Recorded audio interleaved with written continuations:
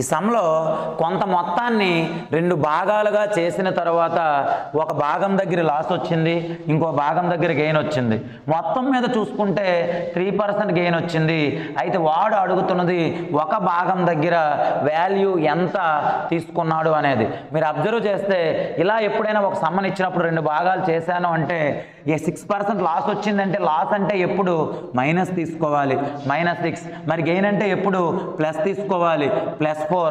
మరి మొత్తం మీద అన్నాడు, మొత్తం మీద మనకి 3% గెయిన్ వచ్చింది అంటే ఇలా మొత్తం మీద వచ్చింది ఇప్పుడు మిడిల్లో తీసుకోవాలి. మరి 3% గెయిన్ అంటే +3. ఇప్పుడు క్రాస్గా డిఫరెన్స్ తీసుకోవాలి. అంటే 4కి 3కి డిఫరెన్స్ ఎంత? 1. ఎందుకంటే ప్లస్ వాల్యూస్ కాబట్టి డైరెక్ట్గా తీసేసుకోవచ్చు.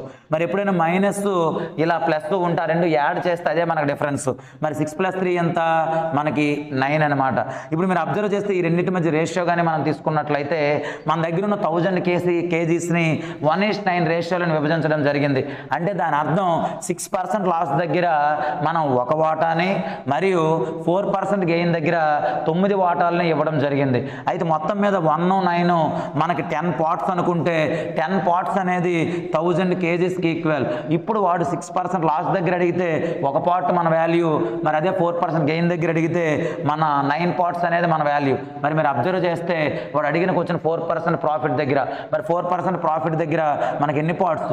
9 పార్ట్స్. మరి 10 పార్ట్స్ అనేది 1000 kgs అయితే మరి 10 × 100 చేస్తే 1000 రావడం జరుగుతుంది. మరి 9 × 100 చేస్తే మన answer 900 kg. Thank you so much.